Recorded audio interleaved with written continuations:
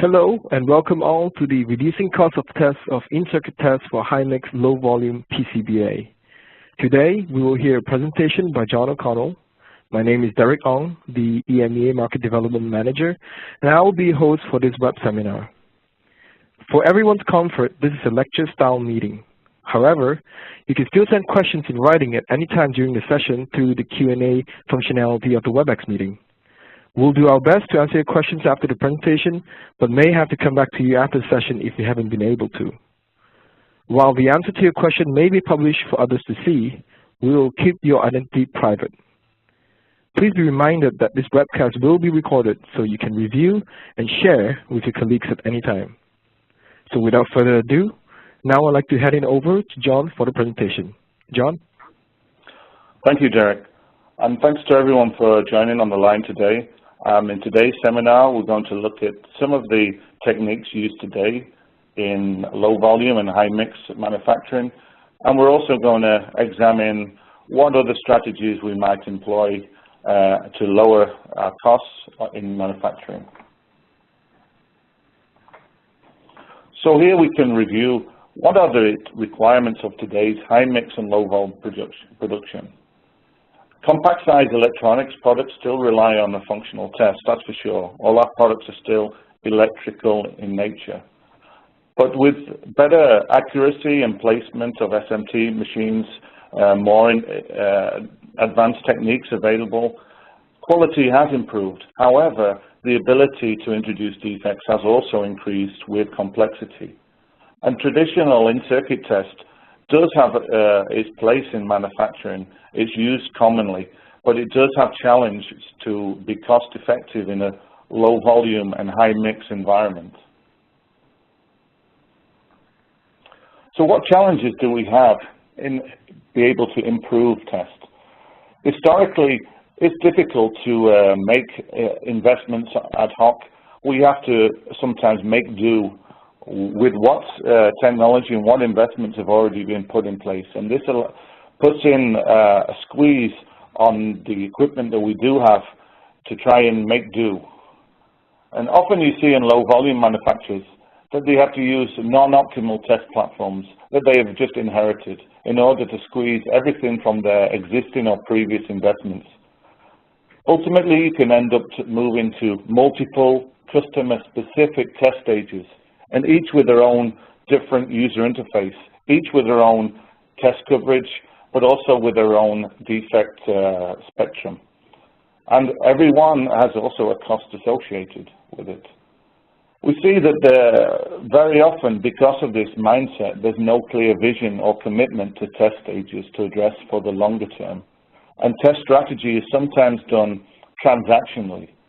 With each win cycle of new business, maybe there's some small investments allowed. And also, test economics is not always seen as the best place to invest capital equipment. We also see influences from our end customer on platforms of choice. And this sometimes ends up that we have to make do with what equipment's been handed to us.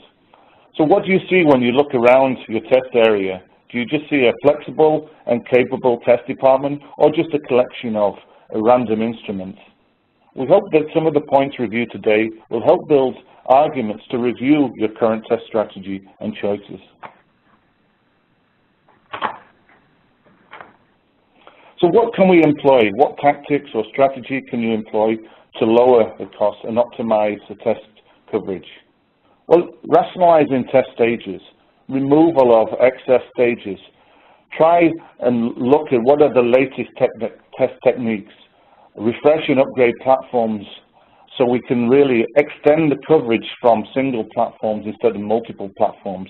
So simplify the test stages into one platform. If we do that, test stage simplification and standardization minimizes the engineering effort. One other opportunity is to lower our tooling costs. So lower the costs that we spend onto in-circuit test type fixtures. Can we reduce those costs with new techniques onto one platform? If we're going to make an investment in tooling, how can we make it an optimal investment? Another topic here that we're going to examine is the use of engineering resources.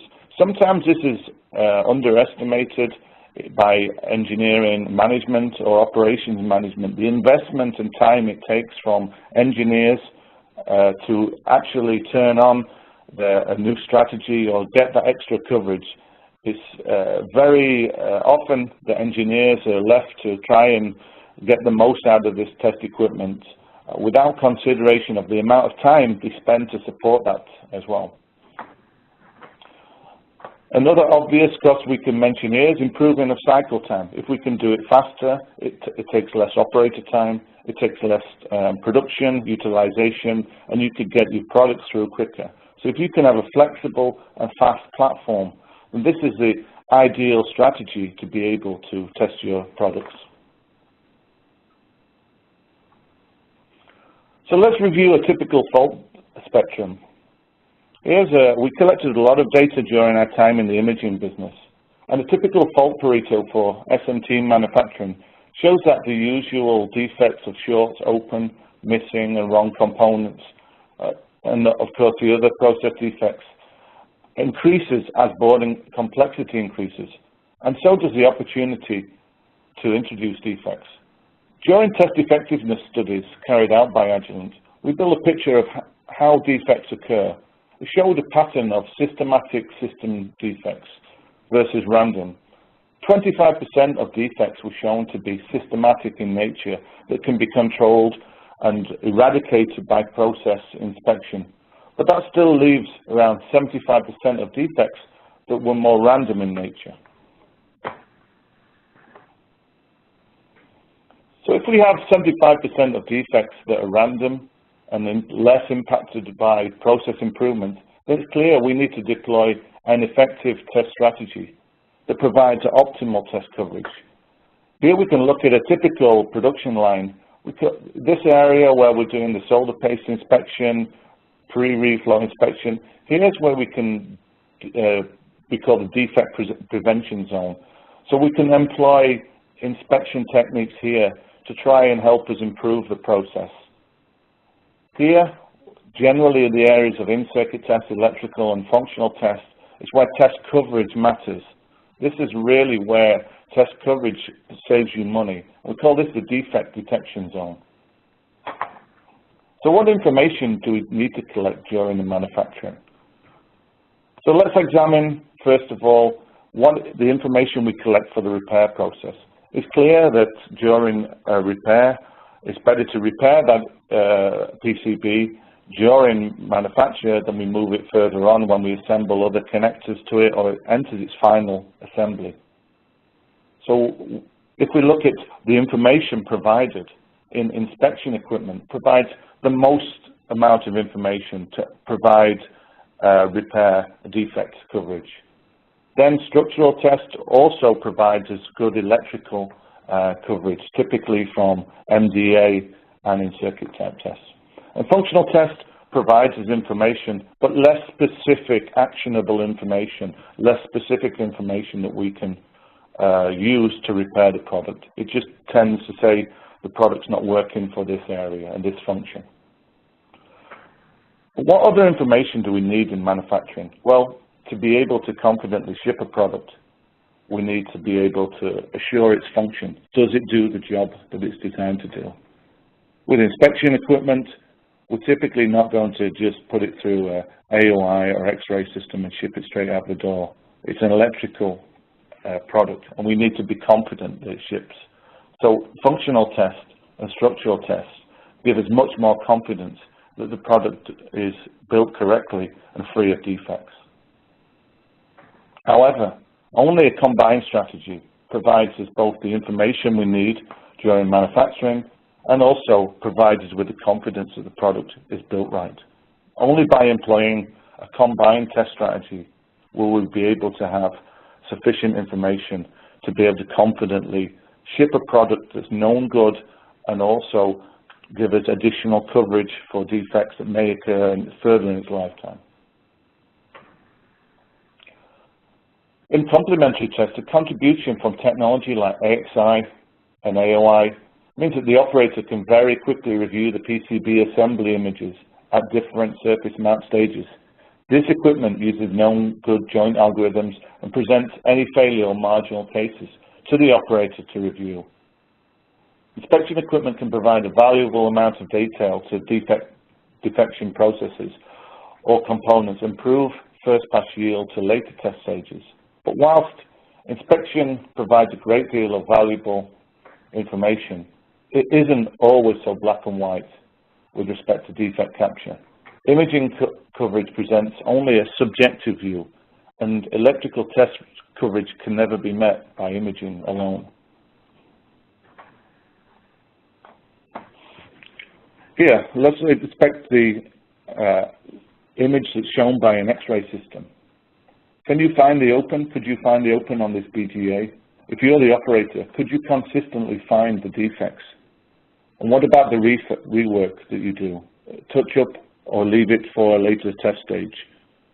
Remember, every time you touch the board, you can introduce further defects. And also, the cost of rework is expensive. So what about false calls? And what about escapes? Subjectivity kills certainty. When you introduce operators into the equation, then we can never be certain whether that's those false calls and those marginal calls are real information that we need to action on. So whilst we recognize AXI is a very effective tool to provide quality test coverage into your manufacturing processes, ultimately for close calls like this, it will always come down to the skill of the operator. And this is why we will always rely on electrical test stages to give us the confidence to ship a product.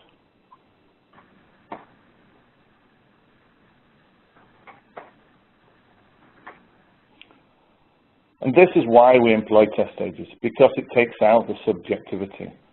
In reality, zero defect is more of a dream of the quality department than really achievable. And as a customer, if your production typically falls into the low volume, high mix, you don't always have the benefit and luxury of the data collection and the benefit of the process stability that you can gain from collecting that data. The overall cost does come into play, and it is more acceptable to have overlapping test coverage in a low volume environment. But the defect coverage provided by test stages in low volume is critical and needs to have a high defect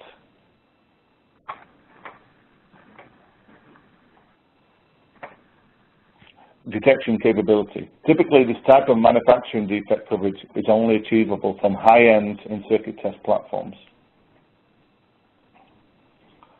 Complementary test is providing the coverage for the gaps, but we still need to balance visual and electrical. So let's examine the contribution from AOI. We have seen very often that introducing techniques like optical inspection is excellent at collecting those gross defects and really is a benefit to your first pass yields. However, if you employ a strategy that takes from AOI directly into functional test, then you're leaving the functional test to provide the coverage for all these other components like shorts, opens, missing and wrong parts. We cannot rely on AOI alone to fill the gap into functional tests. Functional tests will provide us the confidence, but we leave a gap here where we're giving indirect or subjective coverage for functional tests. Sometimes we employ boundary scan techniques to give us that additional information. But boundary scan is, whilst an excellent technique used for power test and for complex products, it also only has a specific defect spectrum, and it's normally its own standalone PC driven.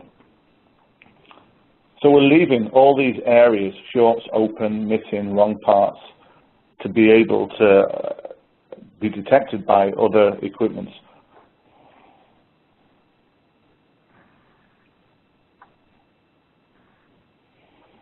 So let's look at some structural test strategies that we can employ for low volume. Typically, we've seen that MDA or flying probe has been involved. Flying probe is commonly used to detect structural defects, and then additional boundary scan functional tests come in later to provide a more comprehensive structure. This is one option. One other option that we see employed is the MDA tester. It provides just enough test prior to the additional functional test stage. And MDA stages are perceived as a simple testers and sometimes restricted only to less complex PCBs. So let's look in a little bit more detail at the MDA and flying probe stage. So flying probe are primarily used in low volume and MPI. They usually have a higher capital outlay for equipment, but they provide a unique capability to provide test coverage without committing to a test fixture. So in a small volume or for MPI that won't convert to production, they really are one of the only methods to be able to reliably give some level of electrical test coverage. But we've seen very often that some customers are questioning the use of flying probe. And we see that the coverage and capability of flying probe can be overstated. Arguments and studies exist that now challenge the utilization of flying probe and question if it really is an effective means to capture defects. On the slide shown above, it demonstrates that from studies and from customer feedback that we've received, that at volumes of around 250 to 300 PCBs per year, then the cost of a flying probe is negated of the cost of buying a low-end fixture. And this doesn't take into any cost reduction or coverage gain by addition of other technologies or techniques into the MDA stage. It's only comparing a like-for-like test coverage, so shorts and open. When other options exist, such as in-circuit test or MDA, at what production volume does flying probe become more of a problem than the one you're trying to solve? Very often, the engineering effort and time is not taken into consideration in low-volume environment. But just consider when you're under pressure to take a small batch of 5 or 10 boards through production and into final test stage. If you examine a case of a typical 1,000-node board, the time for this at flying probe would be in the region of 15 minutes for a standard short, open, and analog test. And considering there may be some rework to do, maybe some minor adjustments to the test program during production, then typically this will take around 4 to 6 hours to complete those 5 or 10 boards. And using MDA or in-circuit test stage, test time is in single-figure seconds. So even with rework and some test program tweaking, that batch will be completed within the hour. So equipment utilization and engineered time is really important in the MPI stage, just as well as investment into fixtures. So let's also examine other technologies capabilities that MDA can bring and boundary scan to see if there are any alternatives to flying probe. Here's a typical MDA example. They use analog, have some limited power up for analog, and most MDAs utilize the original TestJET invented by HP Agilent in the early 1990s. So why do people use MDA? Well, it's a great platform for low cost and gives some low coverage for gross defects, that shorts, opens, and missing components. And it's here to catch those defects during the manufacturing process. Conventional MDA are a non-powered up board test, and voltage and current measurements are made to individual components, and power is provided by the MDA instead. They generally use a less complex and simpler bed of nails fixture, so that's the advantage, that they do have a simpler fixture construction, and they also have a very fast test time. But they still do rely on the bed of nails fixture. So, if not flying probe, how might we employ more test into the low volume cycle? We've highlighted some of the reasons that you might want to reconsider using flying probe test. Since MDA can achieve similar coverage as a flying probe, but at a much lower capital outlay with much more efficient use of capacity and operating time. But however, very often only matching the test coverage of a flying probe can't be just enough reason to move from flying probe to an MDA strategy. So ideally, we want to take a test stage that can provide us low-cost fixturing, coverage and capabilities delivered by an in-circuit test, gives us some capability to combine a functional test, has an easy-to-learn user interface, and can provide the benefit of a fast cycle time, both from the manufacturer of the fixture, but also from the turnaround time of the fixture to get into production. So that sounds very similar to an in-circuit test. An in-circuit test provides a future-proof, single platform basis, gives us some excellent test coverage capability, and also allows us to integrate to functional test, as well as giving us very fast cycle times. However, an in-circuit test platform doesn't directly address the needs for fast turnaround of solution, and very often is not addressing the needs of a lower cost fixture for low volumes. The ideal solution we could look at would be somewhere in the middle, but somewhere that can introduce the low fixture costs, but also provide some of the test coverage usually only enjoyed by high-end in-circuit test systems like the 3070, to give us some additional opens coverage, to give us some options for power on, and to give us some options for boundary scan. Typically, these are not employed on MDA. We would call this type of technique MDA+.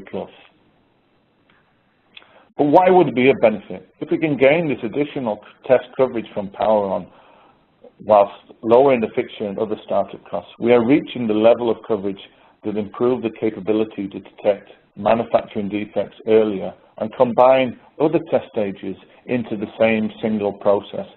This lowers the implementation costs, and it also lowers the engineering effort needed from later functional stages, and provides levels of test coverage that are getting close to those expected of an in-circuit test system. As you might expect, we have the Agilent Medalist I1000 MDA Plus system. So we're going to classify the I1000D as an MDA Plus system. Why do we call it D? Because we also have now capabilities to digital test. This system offers unpowered and power-on test features, and it gives us the true in-circuit test functionalities enjoyed by the higher-end systems. And some of the features I want to highlight are the VTEP version 2 Vectorless test.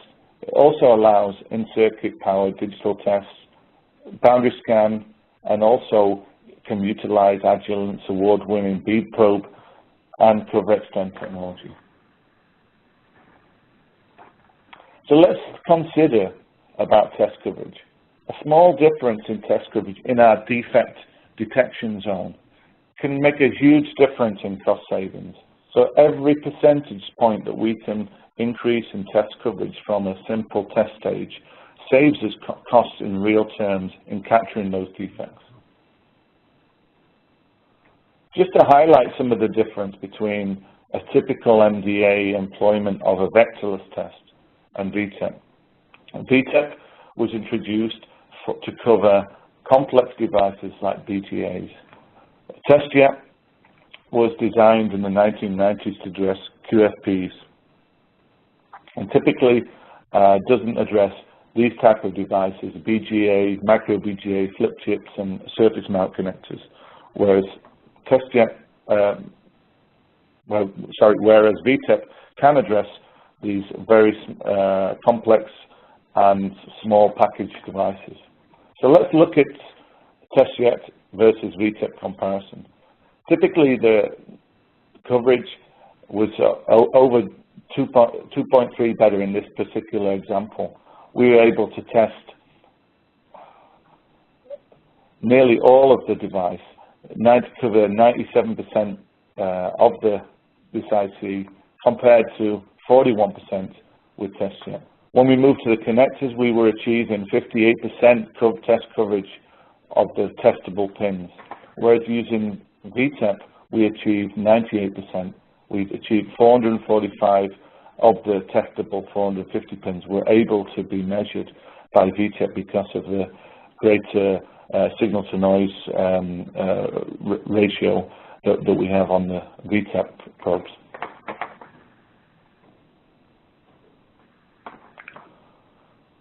Also, the I-1000 offers a complete boundary scan test. So it can offer tests to do interconnect chains, and ICT and MDA boundary scan do not have the same capability of the standalone boundary scan equipment, but it does provide an excellent boundary scan entry capability at a very low cost. And when you consider you combining other unpowered and powered tests access with the real nail pins, then it's a much more effective test vehicle than just standalone platforms. So also the I-1000 offers a complete boundary scan test. Also, every I-1000 is capable with the Agilent award-winning Cover Extend technology. Well, Cover Extend technology enhances VTEP. Standard VTEP is making use of real nailed probe access to stimulate a frequency and measure here at the connector center plate, so we can determine whether there was opens on those connections. Okay, but standard VTEP is relying on test access. If that test access is removed, then standard VTEP is not possible. However, in 2009, we introduced the Cover Extend technology, where we use the signals from the boundary scan device to stimulate the pulses and measure those on surrounding devices. So we can see here an example of those tap signals being put into the boundary scan chain, and using the X-test function of the boundary scan to act as the drivers and replacing the need for the real nailed access. And we detect them either on the connectors or surrounding ICs. So Cover Extend can also cover connectors and ICs, and this is available on both the 3017 circuit test system and also the I-1000D. So the RMDA Plus is getting the advantage of the technology that we introduced on 3017.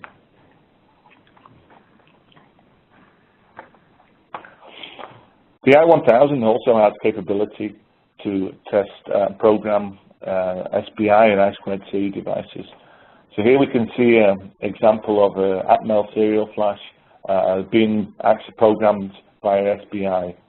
So you don't get this type of capability without adding additional fixture electronics normally into MDAs.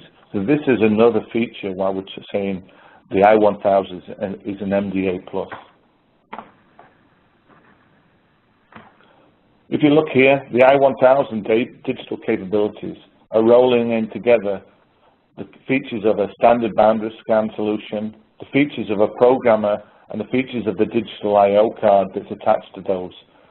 So we see one digital card, one software, and one hardware, one interface can offer the same functionality as these individual solutions. That brings it all into one single platform, and that saves the engineering time as opposed to doing similar repeated tasks using multiple platforms or trying to wedge in different hardware into your fixtures. It's also capable to add in functional test equipment and make calls through GPIBs.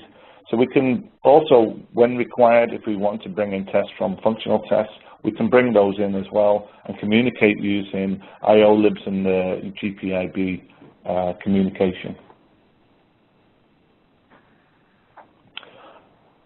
Whereas some in-circuit test platforms have been criticized for having a long ramp-up time, one of the features of the MDA Plus on the I-1000 is it does have a very simple, easy-to-learn user interface. So it doesn't have all the flexibility of an in-circuit test, but it brings that into a very simple platform and simple user interface. So it does just enough test and also brings in the features of in-circuit test. It has a step-by-step program development. The analog interface is similar to an MDA, very simple page interface for the user. And also, one of the features of a MDA Plus is a digital debug. It's very user-friendly GUI. You can make alterations to the digital test direct from the GUI, and you can look at what the this is a clickable and pullable user interface. It also leverages directly from the 3070 VCL libraries, so you can transfer your 3070 libraries if you do have any historical in-circuit tests as well. So it allows you to easily and simply modify digital tests directly from the GUI. So coming to the fixturing, this is one area where we have an opportunity to save costs. Agilent is well known for its short wire fixtures, so why would we go into long wire fixtures now? So we're not claiming that short wire fixtures are no longer required in today's test environment, and we're not saying that a long wire fixture will perform as good as short wire. The main drive behind this is trying to provide an effective cost solution to the customer at the lowest possible cost, not just in terms of the tester cost, but also in operating costs as well. The general assumption is that short wire fixtures usually cost a bit more, as they're generally more difficult to build. But if you talk to some more experienced fixture vendors, that's not the case. They have a good experience building the short wire fixtures used on the 3070. But unfortunately, there's sometimes a cost premium associated with those. The Medalist I1000 offers the use of an MDA type long wire fixture, which are basically targeted for low cost, just enough test requirements. So here we can see there's a very simple fixture base. There is no standard fixture kit that you have to buy from Agilent. The dimensions and drawings are available, so any fixture vendor, anyone can make their own simple fixture interface. It's also compatible with other MDA style fixtures. So this press down fixture is typical of the fixture style that you will see employed in MDA and typically out in the, some of the Asian supply chains. But we strongly believe that this simple fixture interface can offer a very big cost saving in the low volume and high mix environment as well. And for those, typically these fixtures employ a flat cable connection, and that's part of the cost saving. There's no complex fixture interface. It's directly cabled to the rear of the fixture. If you want to, so one of the disadvantages of that is this changeover time. So if you also need to assure a quick changeover, then we have had some customers who've developed their own adapters, or with partners, there are a number of adapters available that will bring to a more of a standard ICT nailed interface, as you can see here. And this allows us to keep the cost down by using simple MDA type fixture, but also allows us to do quick interchanges. So there's a lot of flexibility in the I1000. And just to examine, do we really achieve the costs from a simple fixtures? Well, a typical fixture kit that we've seen for the I1000 starts around $300. So it's significantly cheaper, and there's no fixed kit, as I mentioned before. So we have a lot of savings on the fixture kit. There's no scanner pins or interface pins. We do have a ground plane, and obviously the amount of probes is the same. Because of the unmux pins, test fixtures can be ordered very quickly, and a simple GUI means that a test solution for a 1,000-node board can be turned around in just a few days. Typically, fixture costs within Europe for an I1000 should be at least 30% cheaper than a traditional in-circuit test. And as more vendors appear in Europe, we expect that cost to drop even further.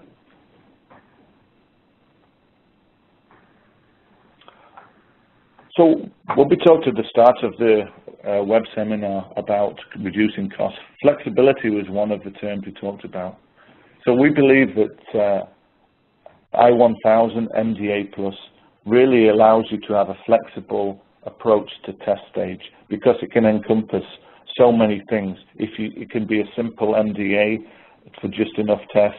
It can provide flash programming. It can do functional measurements and some elements of functional test. and they're all encompassed into one platform. So there's a lot of flexibility there. So let's recap on some of the I-1000 advantages. It has excellent analog test coverage. It can use the Agilent bead probe to extend the access from in-circuit test. Also has a digital test, and the signal quality from the digital test is very good despite of the long wire fixtures, because we employ twisted pair within the flat cable and twisted pair within the fixture. So that we have compared, we realize that longer wire fixtures do create noise compared to short wire fixtures. However, the digital card connections from the I-1000 are all twisted pair. And also, we get the same Agilent innovations that have been employed for the 3070 in-circuit test onto the I-1000 to extend that coverage. So this is how we extend the MDA to an MDA plus, and it provides a much better level of test efficiency in a high mix and low volume environment. But here's an example. We realize that not everybody's going to switch off their flying probe and move to a MDA plus strategy. There's an investment there. But we had a case where a customer were using flying probe. They didn't want to use in-circuit tests because it wasn't a fast enough turnaround and the costs were too high. But they still didn't like the high costs in the system, the time it took for the flying probe, and also the maintenance costs. So ultimately, the time was still meant they had a high cost in MPI.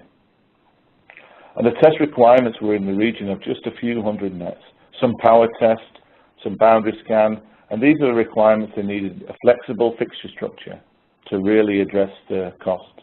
They wanted analog and digital test, and they wanted easy programming. So we saw this case quite a number of times, and we were able to create another platform based on the I-1000, which is called the Diagnostic Test Set, the DTS. And you see this coming to be released in the next 1 or 2 months, the I-1000 DTS. It's basically all the advantages and interface of the I-1000, same hardware, same software, same innovations, put it into a rack-mountable box.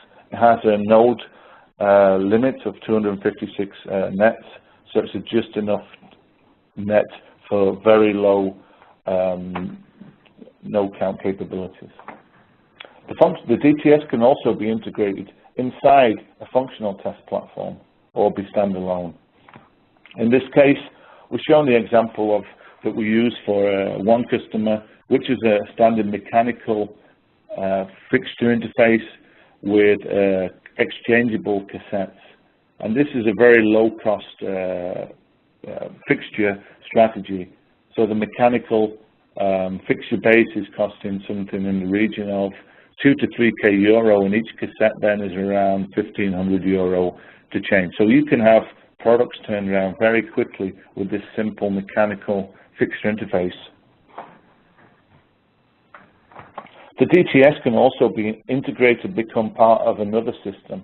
So you can make individual calls to it using functional Skippy commands. And here's an example of the DTS integrated inside another system. Ultimately, the DTS will be capable to be standalone. It will have an embedded PC card in it, so all you'll need to do is to plug your mouse, your keyboard, and your screen onto it to become a standalone test, or it can become part of a greater test system. So let's draw to the conclusion and highlight some key points. We know that there's a number of test options available, and despite some users' negative experience, Flying Probe does provide the really only fixtureless technology and flexibility for ultra-low volume. We realize that. And if you've already made such investments, you of course want to make the most of them. But I hope that we provided some points to consider that implementing an MDA Plus in the low volume and high mix can make sense So take the time to review what a single standardized platform can provide in comparison to your individual test site. It does provide points of a lower cost. It does provide faster cycle times. It accelerates your MPI cycles. It does have a faster turnaround time for fixtures because it has a simple unmux architecture, and it works directly from the nail file. So you can start building that fixture from day one. So typically we're saying at least 30% fixture cost cheaper than compared to in-circuit tests. So, but there are some compromises required on the aesthetics. It's not as a robust fixture as a standard in-circuit tester. It also provides the capability to rationalize and combine test stages, improving the efficiency of the test area, improving the speed, and means that the test engineer has to spend less time on multiple platforms. Also, because the I-1000 is made by Agilent, it will be tied into all Agilent future investments and future technologies. It benefits from the R&D inputs and efforts that we put onto our standard in-circuit time platform as well. So it's always going to benefit from and leverage from the technology that MSD puts into its R&D investments. Of course, there are many options to save costs, and I hope that this web seminar has provided at least some valid points to consider. I'd like to thank everybody who has joined today, and we're now going to hand over to Derek to take some questions. Thank you very much, John. So it is now time for questions and answers.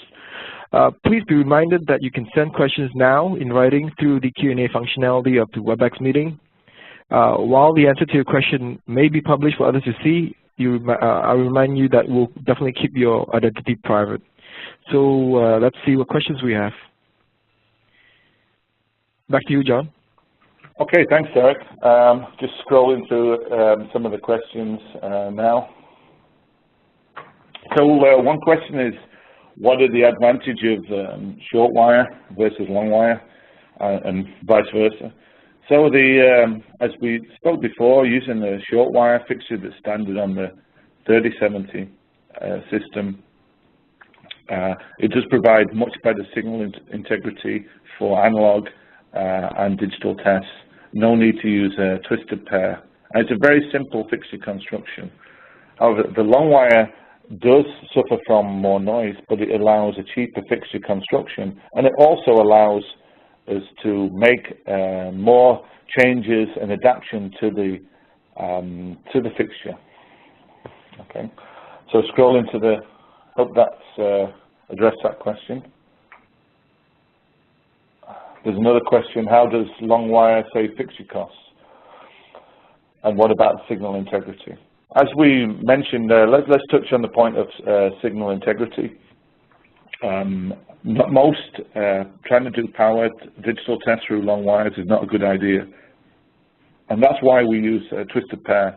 So each digital card has 64 pins on MUX pins, and they 128 pin connection, 64 drivers and receivers, and 64 ground. So every other wire is a ground connection. So we provide excellent signal integrity using the I-1000, but it does require that we use a ground plane and also a twisted pair.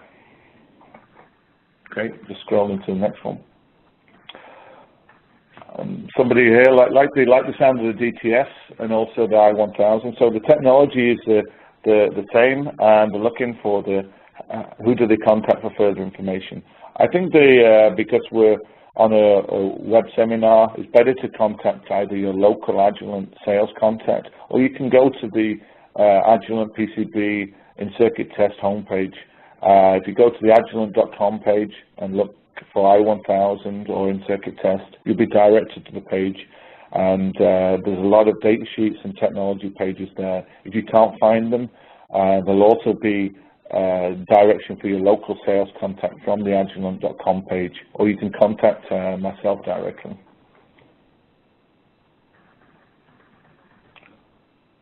Okay. There's a question here of how many nodes can the MDA Plus support. and what is the max PCB dimensions it can accommodate. So there's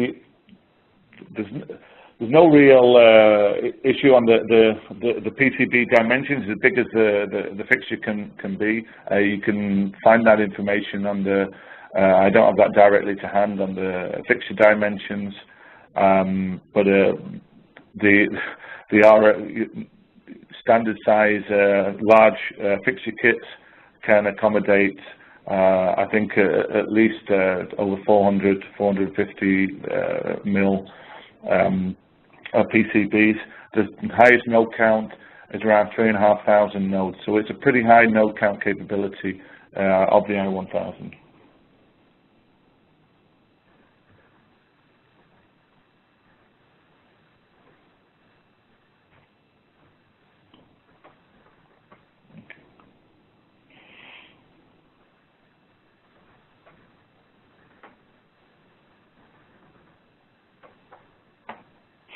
There's another question here on how does CoverExtend work.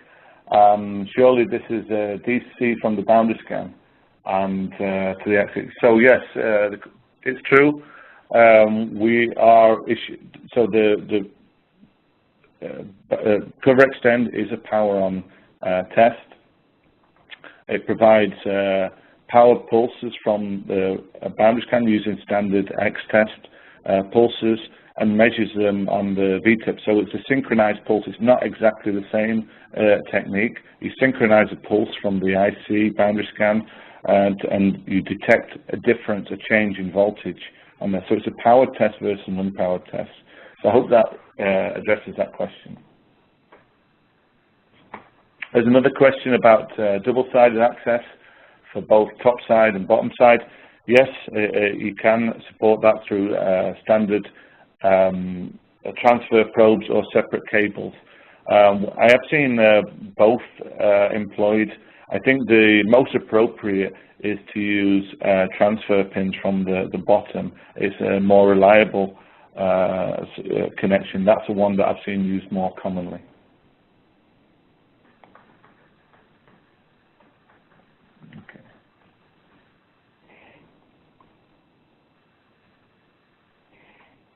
One more question in here, which is what is the solution for the lowest volume with the highest complexity, and the volume is at 5 to 10 units a month?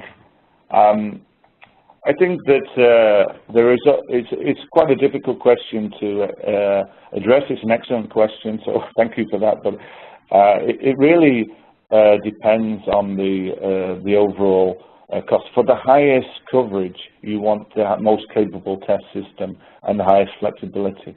So if there are less constraints about cost, then I think in-circuit test provides real high-end in-circuit test provides all the capability to provide test complex boards. We're not trying to say that's different.